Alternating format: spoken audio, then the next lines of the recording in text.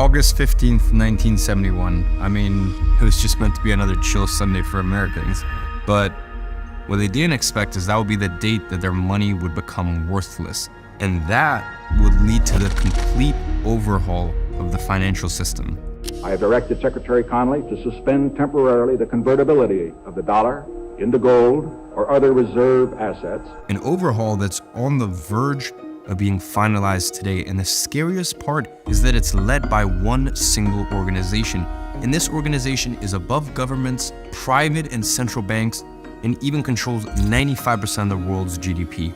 The year was 1971, perhaps the most pivotal year in recent history that you've never even heard of. Now you might be asking, what exactly happened that year? And if it's so important, why does no one really know about it? Well, those were some of my central questions that began an investigation that would lead directly back to our favorite initiative, the Great Reset. So let's have a look at what actually happened in the year of 1971. Inflation soared, real wages were crippled, productivity and compensation were uncoupled. You see, the world took quite a turn in 1971. I mean, clearly wages started to decline drastically, and things that were previously correlated completely lost correlation overnight. And that, my friend, was just the tip of the iceberg. There were far more profound structural changes happening in the background. Something carefully planned and extremely shady was set to happen that year. You see, 1971 was the year that your money officially became worthless. Now, you might say that your money still has value to this day, and you might be partially right, but the question is, why does it have value? You see, simply put, it's just because you believe it does. And that's the beauty and the curse of fiat currency. It works as long as everyone believes it works. I mean, it sounds almost religious. And all of that began in 1971. You see, prior to 1971, the government had to hold a certain amount of gold for every dollar they printed. You see, the dollar was backed by gold, and you could redeem 1 ounce of gold for $35. And this ensured inflation was steady and made it so that money actually held value because you could always exchange it back for gold. The problem with this, it was extremely hard for the Fed to print more money when they had to put 1 ounce of gold as collateral for every $35 they printed. I mean, it would be much easier if they could just simply, I don't know, print money out of thin air. And that is exactly what they did, and still do to this day. That was the first big event that happened in 1971. President Nixon severed ties between the dollar and its golden base, meaning the dollar was no longer convertible to gold. And that is the very thing that has led to the obscene devaluation of the American dollar ever since. Now, learning that led me to an inevitable question. Why? Why would the government tarnish their own currency's value by taking it off the gold standard? And the answer became apparent very quickly. As always, it's all about control. You see, at the time, the US dollar was pegged to gold, and every other major currency was pegged to the dollar. So when England and France threatened to redeem their gold, the Fed was in trouble given their limited gold reserves. And at the same time, the US was facing a recession and was struggling to stimulate the economy because of the government's monetary policy. Because at the time, it was really just limited by the amount of gold they had. So the Fed needed a way out. They needed to boost their domestic economy and make sure the US remained the world's reserve currency. So they decided to go off the gold standard. And that meant that the government could now print unlimited money whenever they pleased to stimulate the economy and still keep their status as a global reserve currency. Now, this eased the international pressure they were under and allowed the government to gain even more control because money essentially became debt that was secured by nothing except for your trust in the government. And that trust was something that they could abuse for their own gain.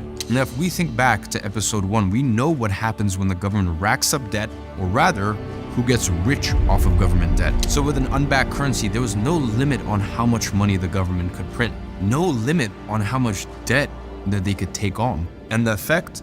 Well, you see, the puppet masters now effectively had unlimited money because of the push of a button, they could just simply make more. And so they did. They expanded the money supply and continued devaluing the dollar, crippling its purchasing power.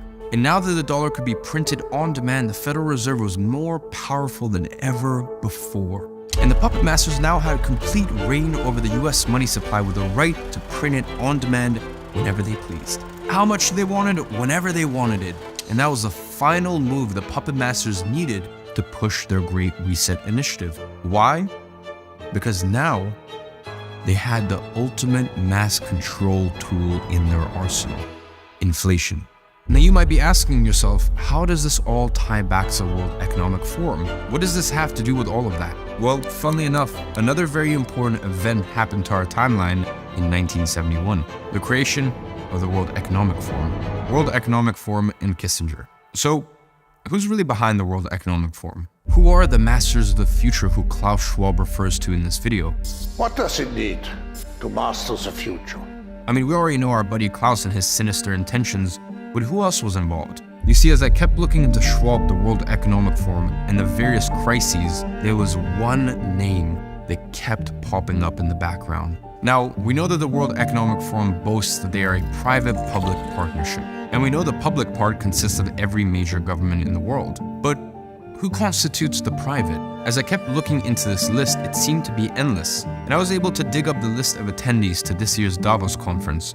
Name any major company, they had a representative there. I'm talking about the likes of Larry Fink, the CEO of BlackRock, the CEO of Bayer, etc., etc. And that begged the question, why were they all there? Why did they feel the need to rub shoulders with all of these politicians? You see, as I was asking myself this, I remembered a quote I uncovered during my World War II research. A quote from none other than the grandfather of fascism and a ruthless dictator. You see, Mussolini once said that fascism should more properly be called corporatism, since it's the merger of state and corporate power. You see, politics are kind of weird. We always think of the political spectrum, a continuous line with two endpoints, the left and the right, when the reality is that politics are kind of the exact opposite of this. Maybe the whole spectrum idea is just another tool used to divide people, who knows, but the reality is the political spectrum is kind of more like a circle than a straight line. So the ultra-leftists basically align with the ultra-rightists, or in nominal terms, communism and fascism aren't all too different. And the outcome for the people is largely the same: starvation, deprivation, and death. And the 20th century taught us as much.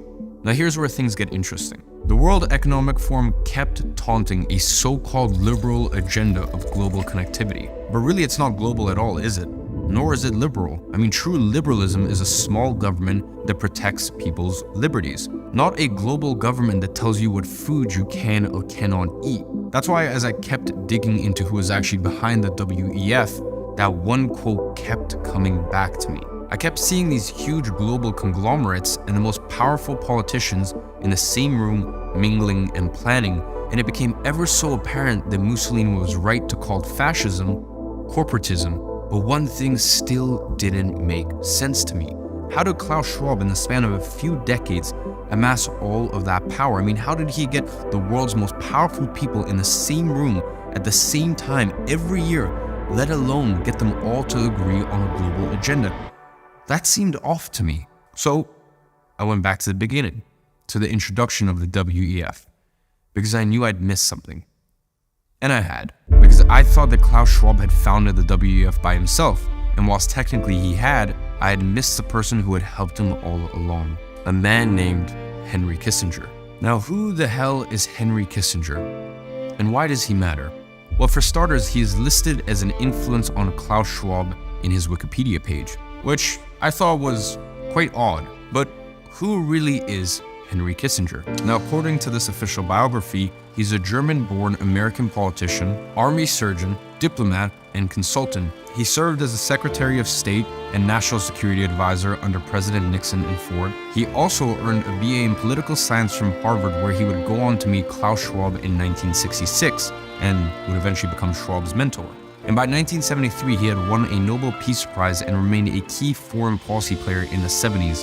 And in 1977, he actually won the Presidential Medal of Freedom, and in 1986, he received the Medal of Liberty.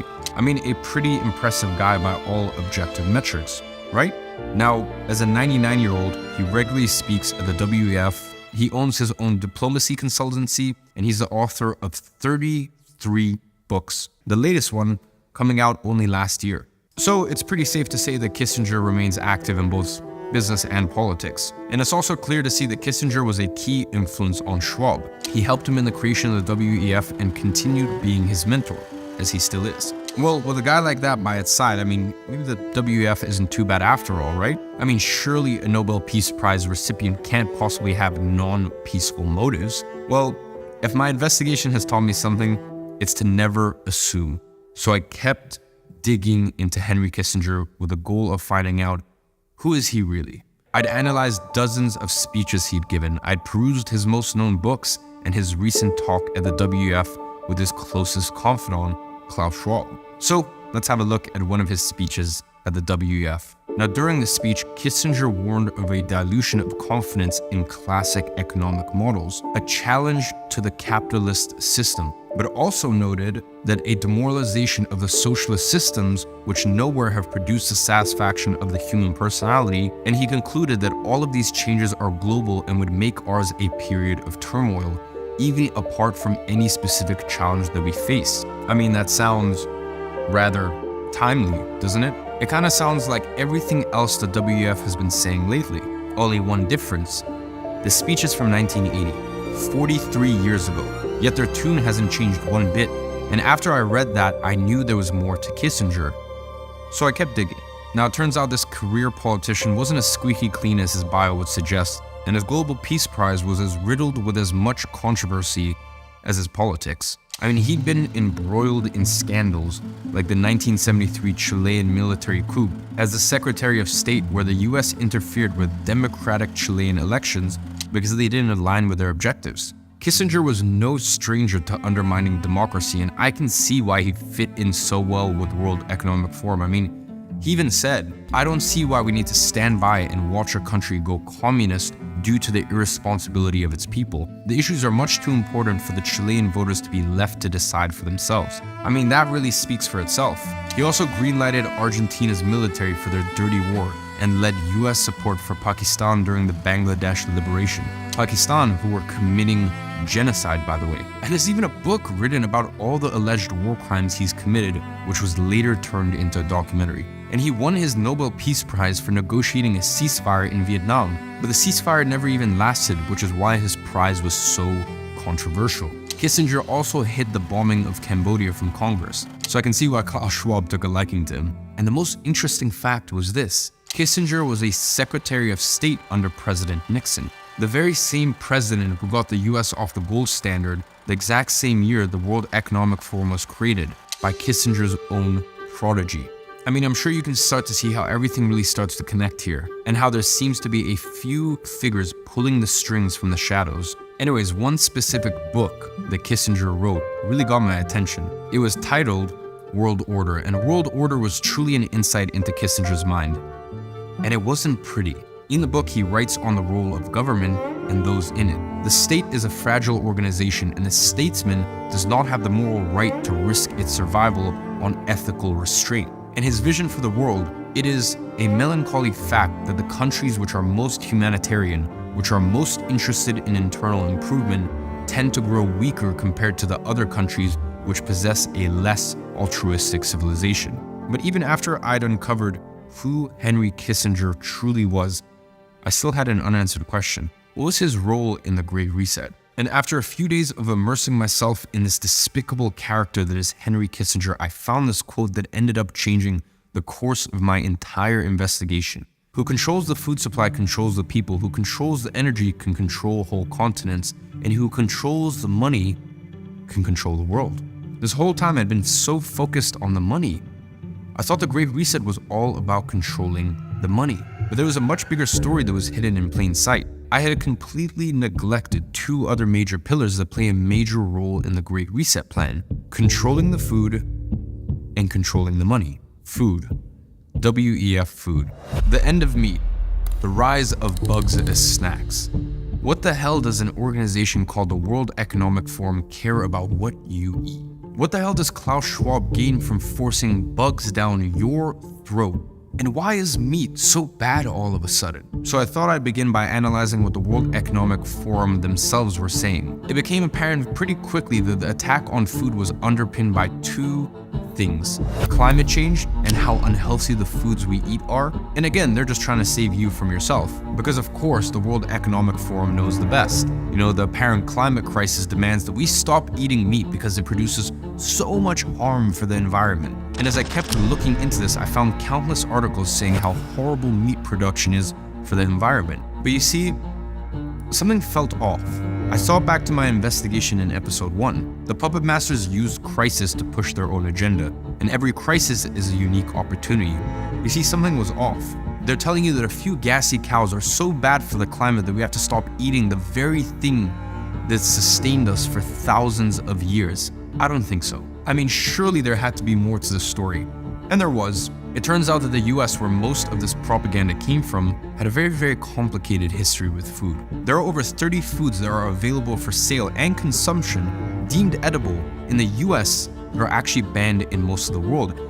And that didn't sit right with me. I mean, the same people that were saying meat is so dangerous and so bad for the climate were selling you things literally banned in the rest of the world for being too dangerous to eat. And that, my friends, is the puppet master's hypocrisy for you. And these weren't just some niche products that nobody eats. These were household names, staples in the American diet. Products like Skittles, coffee creamer, and even apples. Yes, even apples, which are treated with a chemical called DPA, which has been linked to various cancers, yet the FDA turns a blind eye. Why? Because they don't actually care about your health or the environment. Otherwise, why would Mountain Dew, one of America's most popular sodas, include brominated vegetable oil, which is used in flame retardants and which the CDC themselves has said leads to memory loss and impaired coordination? Or things like Fruit Loops, which have ingredients proven to lead to the inhibition of cell development, yet nearly every child is fed it in the morning. And the most popular coffee creamer, Coffee Mate, contains hydrogenated soybean and cottonseed oils. And Skittles contains a dye called Yellow 5 and Yellow 6, just like Twinkies, both of which have been linked to various cancers. Yet these products line the shelves of every single American supermarket and no one bats an eye. But meat? Oh no, you can't eat that. But fake lab-grown meat?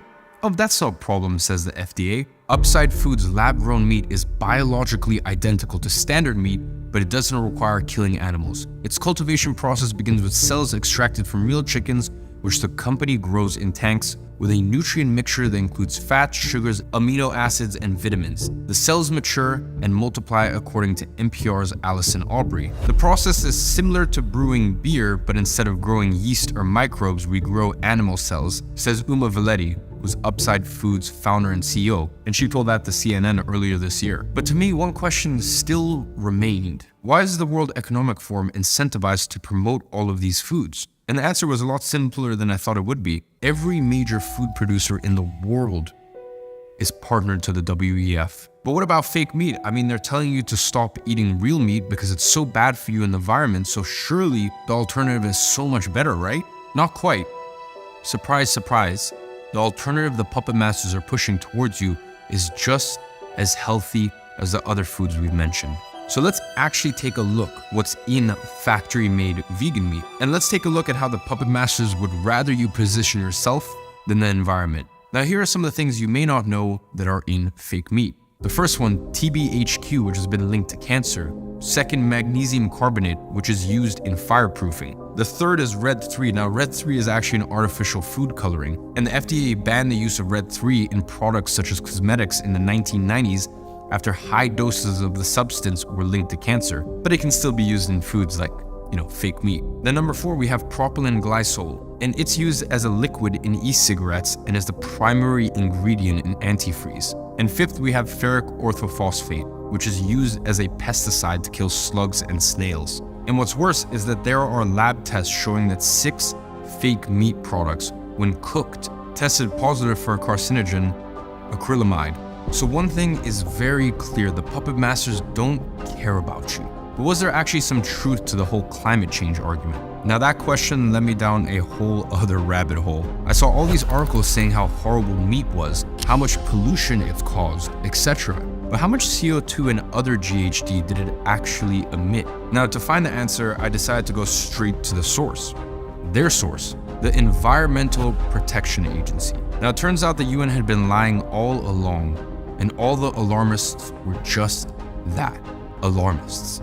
Now, according to the EPA, transportation accounts for 20% of greenhouse gas emissions, and the entirety of the agriculture section, only 11%. And of those 11%, most of them didn't even come from the animals themselves. Only a third of agriculture emissions are actually a product of agriculture. Everything else is just associated to processes like transportation and energy. And what's more, cows don't even produce more methane than grass. Yes, you heard me correct. Grass. So clearly they're sounding the alarm for some other reason. But what could be those reasons? I mean, why? And how are they actually taking control of the food supply? As I began investigating, I came across something unusual. Monsanto. Now what I'm going to show you is a letter from a retired grass farmer in Arkansas. And this is a letter to the US Department of Justice. Now in the letter, Luann Todd wrote about his concern regarding a company called Monsanto. I am concerned that Monsanto's control of life genes in the form of seeds and their implicated control of production of food in general by the way of built-in pesticide, herbicide, and fertilizer requirements attached to their lines presents a serious threat to the ability of people in the United States and around the world to feed themselves at a price that they can afford. Wait a minute, so this company Monsanto controls the genes of seeds and by extension the food supply? I mean, first of all, who even is Monsanto and are they even related to the Great Reset? Well, let's put a pin in that name and have a look at what Todd actually had to say about them. I see the same thing happening in the agriculture sector that we are seeing in the financial sector. The people who created the problems are being put in positions in the current administration's Department of Agriculture where they will continue to restrict the rights of farmers and gardeners to pursue food protection independently. The people who created the problems are being put in positions to solve them. I mean, that sounds awfully familiar, doesn't it? But this raised another question. What happened in the financial sector that Todd references? Now we'll get back to that in just a second, because as I kept reading this letter, I could not believe the quote that Todd had in the next paragraph. To quote Henry Kissinger in 1970, who controls the food supply controls the people, who controls the energy can control whole continents, and who controls money can control the world. Now, at first I wasn't sure that this company had anything to do with the Great Reset, but seeing that quote again made me absolutely sure, and also made me realize just how sinister their plot truly is. I don't want any corporation or group of corporations in a position to control people with food. Well, that is exactly what happened. Having read that, I continued to dig into Monsanto, and what I found was nothing short of evil. My first question was, what the hell was going on with these seeds? Turns out that Monsanto had bioengineered certain kinds of seeds and then had gotten a patent for them. And this patent had actually allowed Monsanto to impose contracts on the farmers who bought the seeds, which forbid farmers from saving the seeds. Now, these contracts required farmers to buy new seeds every single year if they wished to continue farming with them. Now, not only does this change the way that farming has been done forever, but do you really think that the price of these seeds stayed the same? No, of course not. Monsanto raises their prices by as much as 42% yearly. Now, that looks an awful lot like a stock chart, yet it's the price of seeds since the 90s. So no wonder the small local farmers are getting wrecked when they get strong-armed into contracts by billion-dollar companies who have patented seeds. Now, here's where things get really evil. You see, if a farmer is caught using last year's seeds, which they would know because they genetically engineer them to be able to tell, well then Monsanto comes after them with full force. Divide and conquer, the old adage goes, and that's exactly what Monsanto is doing. They're turning farmers onto each other by running a hotline that encourages farmers to snitch on one another, and they even hire retired farmers to try to convince and lure farmers into buying old seeds so that they can be caught and litigated. I mean, it sounds like quite the undercover operation, doesn't it? But that's the length that these immoral companies will go to in order to gain control. And ladies and gentlemen, that's what it always boils down to. Controlling the food to control the people. Control, control, control. And one judge even called these policies Monsanto's scorched earth policies, referencing to the military strategy of total destruction of enemy resources. Now, here's where it gets even uglier. Monsanto will go to the ends of earth to litigate against these local farmers in order to maximize their profits. You see, every single year, Monsanto devotes $10 million of its budget to simply investigate farmers who they suspect are infringing on their contracts, and this practice makes them millions of dollars. I mean, Monsanto takes action against thousands of farmers, settling most out of court. Some would say legal extortion. And from the few that have ended up in court, farmers have had to pay an estimated $100 to $160 million. But ladies and gentlemen, that was really just the tip of the iceberg. The more I looked into Monsanto, the more lawsuits that kept coming up. And they were all tied to their flagship product, a weed killer called Roundup. I mean, as a worm, Monsanto's weed killer has been proven to cause cancer in hundreds of farmers. Now, how had this gone on for so long? I see the same thing happening in the agriculture sector that we're seeing in the financial sector. The people who create the problems are being put in positions in the current administration's Department of Agriculture where they will continue to restrict the rights of farmers and gardeners to pursue food protection independently. The people who created the problems are being put in positions to solve them. Monsanto's revolving door. But what does that actually mean? Exactly what it says on its face. Monsanto managed to implement their own employees on the very oversight boards meant to protect the farmers and the people. A Monsanto salesman spent years on the Arkansas Board of Agriculture, and a Monsanto VP for public policy, Michael Taylor, even became a senior advisor to the FDA commissioner. And Linda Fisher, another Monsanto VP, became the EPA deputy administrator, and Michael Friedman, an FDA deputy commissioner, well, he went on to join Monsanto's clinical affairs division as a VP. And ironically, he now actually leads a cancer center. I guess his conscience caught up with him. So, where's Monsanto now? I mean, surely the weed killer is off the market and Monsanto is gone. Not quite. You see, in 2018, Monsanto was acquired for $63 billion by the German pharma and crop science company Bayer, who of course are a staple attendee of Davos. So what happened to all of their lawsuits? Luckily, they followed suit. You see, Bayer inherited all of them in a landmark settlement agreement. Bayer actually agreed to pay more than $10 billion to settle thousands of cases. And ironically, right after their acquisition, a jury in California awarded $289 million to a school groundsman whose cancer Monsanto caused. And the jury held that Monsanto had failed to warn consumers of the risk.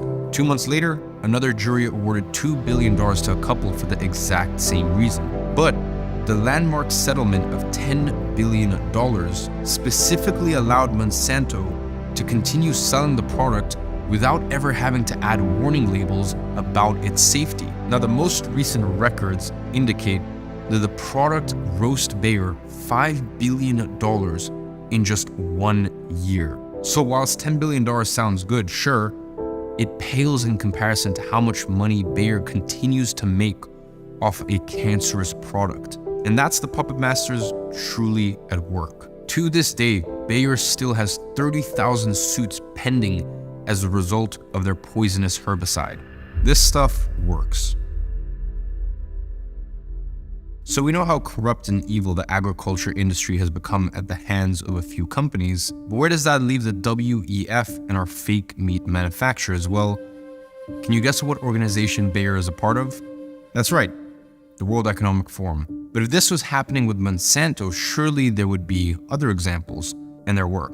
I began to notice a dire trend. Previously, I had asked, how do the puppet masters control the food? And the answer, through companies like Monsanto and Bayer. You see, for the last 60 years, farmers have been shut out of the market, and this is actually called the farmer squeeze. And it's how the puppet masters have been able to have an iron grip on the food supply. So listen, that was quite a lot. So let's quickly recap here. What's actually happening? I mean, the WEF is telling you that you can't eat meat. Meanwhile, they continue to feed you poison and they continue to consolidate their grip on the market, obliterating competition with their large corporate partners. But that still leaves the question, why? I mean, are the puppet masters just trying to make us unhealthy? I mean, maybe that's part of it for sure, but there must be more. And with all these new food and meat alternatives, there are billions of dollars at stake. And that reminded me of something else that Todd had written in that letter about Monsanto, just like the financial sector. Meaning, just like what happens with everything we covered in episode 1, big organizations sneakily funding initiatives through under-the-table agreements and getting rich off it on the back end. So I started to look at who was funding all of this and who was actually getting rich off of it. You see, when Biden took office, the US rejoined the Paris Accord, which was an agreement between UN countries to fight climate change. And a key clause of that was facilitating climate-friendly investments. But what really shocked me was the scale of it. The Paris Agreement commits to more than $2.3 trillion in investment every year. And just so you understand, that's 6 times Apple's yearly revenue, which is the biggest private company on Earth. Now I began to understand why the push towards these climate-friendly meat alternatives were being pushed so heavily. So I continued my investigation to find out who was really getting rich off of this. And what I found shocked me. Now, I had already seen that the food industry was consolidated by a few key players that pretty much controlled the entire industry. And 2 of these were Cargill and Tyson Foods. And surprise, surprise, both of them are heavily involved in the meat alternative industry, with Tyson launching a global sustainable protein coalition. And who do you think is the biggest shareholder in Tyson? Surprise, surprise, BlackRock. Now, JBS, another major meat producer, even partnered with the WEF to tackle climate change. And as I kept digging, a harsh reality dawned on me. This was never about climate or health to begin with. The very same companies that still make billions selling meat have simply diversified into fake meat, and by now most of the fake meat industry is controlled by big meat companies. This was about increasing profits and reaping the benefits of trillions of dollars in investment in the name of climate change. And Bill Gates, an investor in many fake meat companies like Beyond Meats and Impossible Foods, even went on the record to say that you can sort of change the behavior of people or use regulation to totally shift the demand. So if they don't nudge you with marketing, they'll just force you to comply and eat fake meat. And as I was looking into the ownership of these fake meat companies, one more name kept popping up. Another triumphant partner of the WEF, BlackRock. So that begs the question, what's BlackRock's role in the Great Reset? But before we get into that, let's discuss who is BlackRock. Well, BlackRock is the largest asset manager in the world, managing over $8 trillion in assets. And that would make BlackRock the 3rd largest economy in the world, only behind the US and China. You see, BlackRock's economy will be twice that of Germany. But what does that actually mean? It means that BlackRock is invested in and often has some of the highest ownership in basically every major company. And the effect of that is that BlackRock holds tremendous say in the decisions that these companies make, and in turn, how the world is even shaped. I mean, BlackRock states that these shares are ultimately owned by the company's clients and not by BlackRock itself, but acknowledges it can exercise shareholder votes on behalf of these clients, in many cases without the client's input. So that's why BlackRock is able to effectuate change that governments couldn't even begin to dream of. And some people even call Larry Fink, BlackRock's CEO, the most powerful man in the world. So when the WEF are talking about public-private partnerships, what they really mean is controlling the public and private sectors through their partners. But how does the WEF ensure such close partnerships on both sides of the spectrum? Well, here's where everything gets really nefarious. And that's due to a little something called the revolving door theory. Now, the revolving door theory is what allows corporations to monopolize in the way that they do. It's what allowed Monsanto's cancerous weed killer to stay on the market. And it's what allows patented GMO seeds to ravage local farmers. And it's even what allows certain experimental jib-jabs to be tested on the people. I mean, in essence, the revolving door theory is what underpins all interplay between corporation and the state. I mean, it's really just a fascist's wet dream, and it's the World Economic Forum's wet dream too. The theory states, a revolving door is a situation in which personnel move between roles as legislators and regulators on one hand, and members of industries affected by legislation and regulation on the other, analogous to the movement of people in a physical revolving door. Now, the revolving door theory is the puppet master's favorite tool, and there's few corporations who have taken more advantage of it than BlackRock. Introducing Brian Deese, the protector of the new liberal world order. Now, Deese was actually the director of the National Economic Council under Biden, the senior advisor under Obama, and of course, global head of sustainable investing at BlackRock. Now, President Biden actually described Brian as having a unique ability to translate complex policy challenges into concrete actions. He has helped steer my economic vision into reality and managed the transition of our historic economic recovery to steady and stable growth. You see, Deese played a critical role in the passage of key legislation, including the C-19 Relief Bill and the CHIPS and Science Act and Healthcare and Climate Package. Now, I wonder who benefited the most from C-19. Oh, that's right, BlackRock, who grew to an unprecedented $10 trillion in assets under management during C-19. And in his departure speech from the White House, Deese said, "As I look back and I look forward, the thing that I feel the most comforted by is the strength and the equitable nature of this economic recovery in ways that have defied lots of projections and lots of odds." Did you catch that? Equitable nature?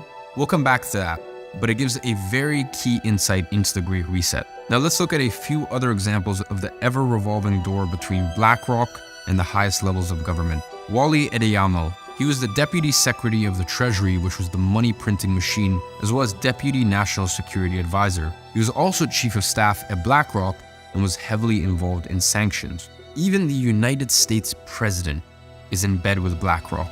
Shortly before he announced his campaign, Biden met with BlackRock CEO Larry Fink, who jubilantly told Biden he's there to help. Oh, and remember our friend Deese from BlackRock, the protector of the liberal international world order? Well, here's Biden touting the exact same message while speaking at the World Economic Forum.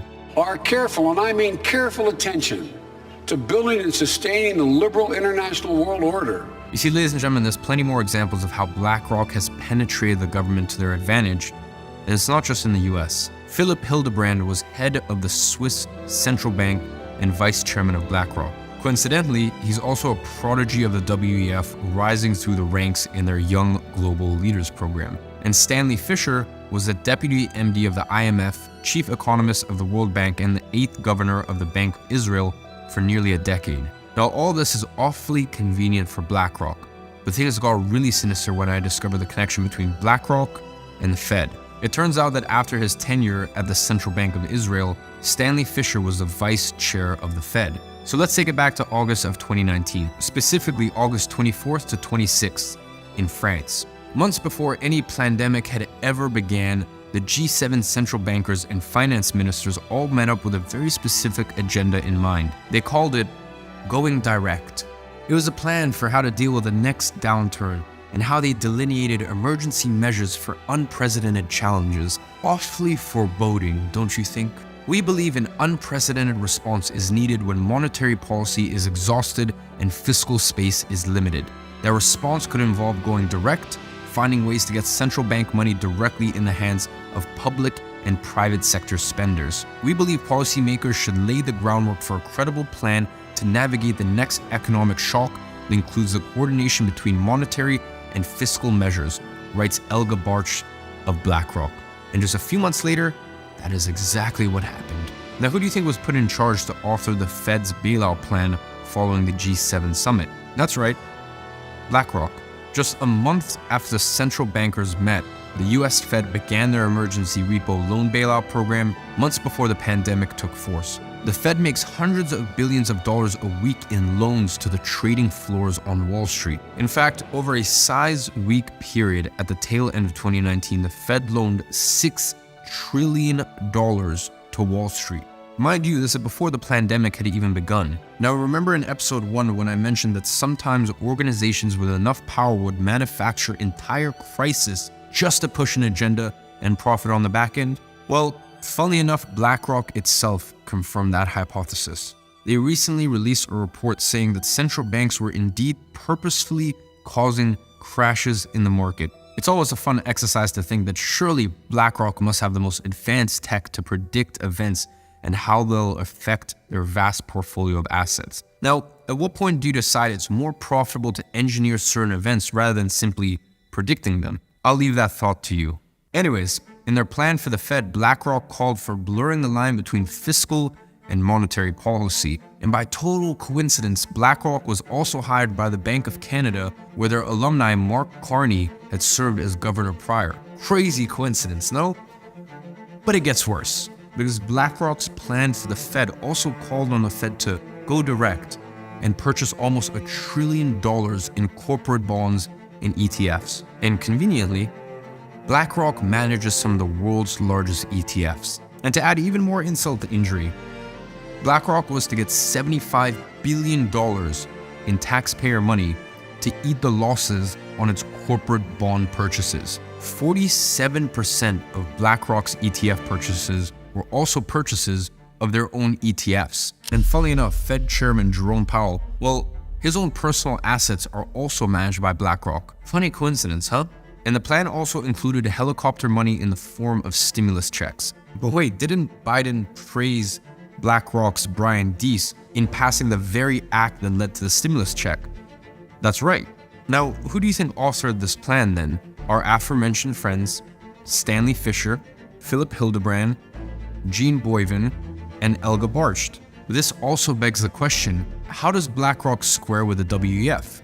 WEF and BlackRock. Well, we know that the WEF has a certain agenda and that they rely on public-private partnerships in order to make their plan work. And we also know that every world leader is a part of Klaus Schwab's cult. And we've just seen how BlackRock is their most important private partner. So it'll come as no surprise that Larry Fink and BlackRock actually joined the board of the World Economic Forum, and their intentions, well, they couldn't be any more clear. Remember Deese's remarks of an equitable future? Well, that's right on par with the World Economic Forum. You see, we know that the World Economic Forum wants you to own nothing and be happy, but how will they make that happen?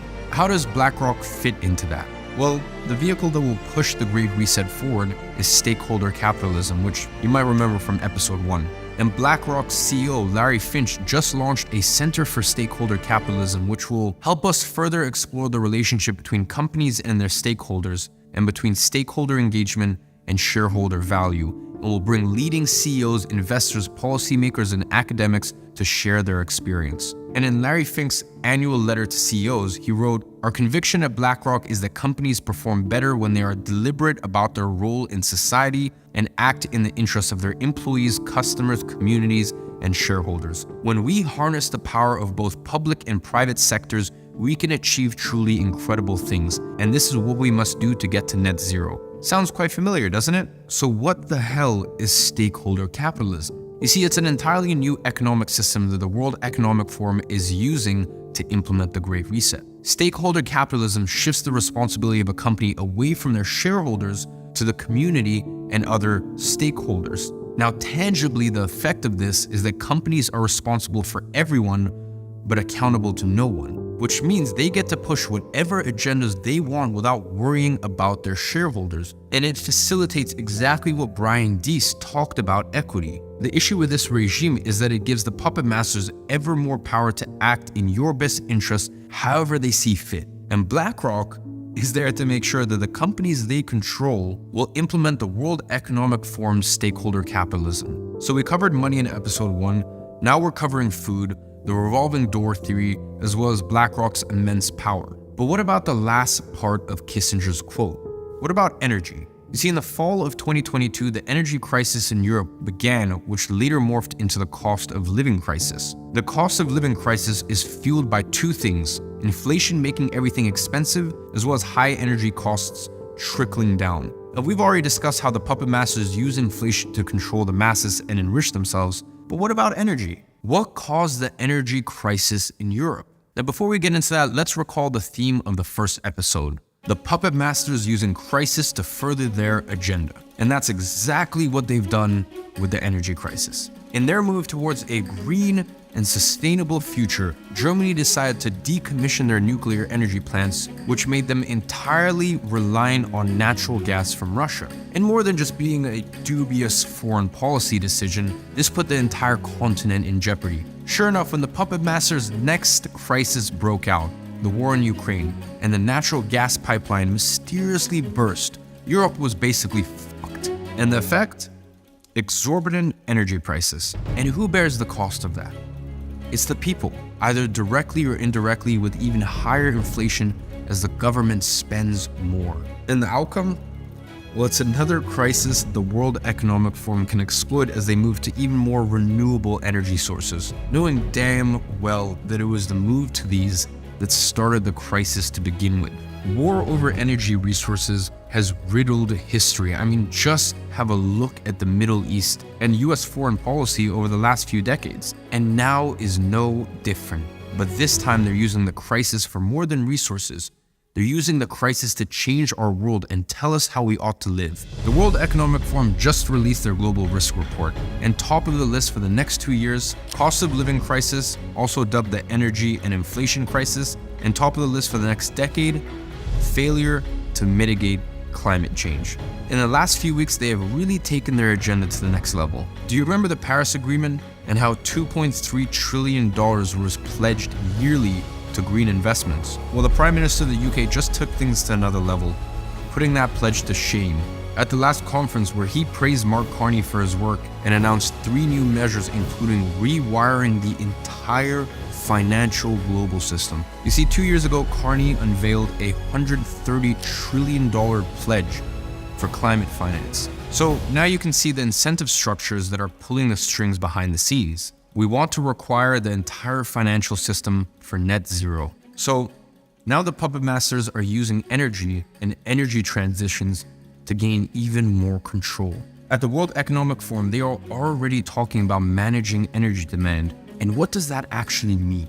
It means they will choose when and what you can use your electricity for. And once that happens, your sovereignty will be long gone. But how does BlackRock fit into the whole energy crisis? The answer is Ukraine. You see, the energy crisis was caused in large part by the war in Ukraine. And remember in episode 1, how the puppet masters got rich off of playing both sides of the fence? Well, this case, of course, is no different from that. You see, the puppet masters get to use the energy crisis to further their agenda, and they get rich off of war. Again. And who's our prime suspect? BlackRock. You see, some of BlackRock's biggest holdings include key defense contractors for the DoD, and who else gets rich off of wars other than the bankers? Well, of course, the companies that make the weapons. And who gets rich off of that? Their shareholders. You see, BlackRock is the 3rd largest shareholder in Lockheed Martin, and the 5th largest in Boeing, the 2 biggest winners of defense contracts. But what's more, didn't we say that the puppet masters get rich off of both sides of the war? They do, but in the case of Russia and Ukraine, they got a little bit more creative because they couldn't arm the Russians, so instead BlackRock is getting rich off of arming Ukraine and rebuilding it. You see, in September of last year, Zelensky, the president of Ukraine, met with BlackRock's CEO Larry Fink and struck a deal for BlackRock to be in charge of rebuilding the country. A deal worth hundreds of billions. But surely BlackRock can spend their money as they please, right? Same with Ukraine. Well, that would be true if they were spending their own money, but Ukraine, well, it doesn't have any money. So they will spend US tax dollars and give them right back to BlackRock, just like a perfectly revolving door. And Henry Kissinger even said that the conflict in Ukraine can permanently restructure the global order. And we've seen it time and time again. They use crisis to further their agenda. And this time is no different. Whether it's about Ukraine or energy transitions, the end game is always the same. But as I was uncovering all the players behind the scenes, I had one central question in mind. How would the puppet masters control all the money pledged to fight climate change? I mean, after all, tracking $130 trillion isn't all that easy. But that's when I discovered something new. A plot to control money to a degree I hadn't even thought to be possible. And who is leading the charge on this authoritarian initiative? Well, a secret organization that controls 95% of the world's GDP, of course. And that's when things took a turn and became even more sinister.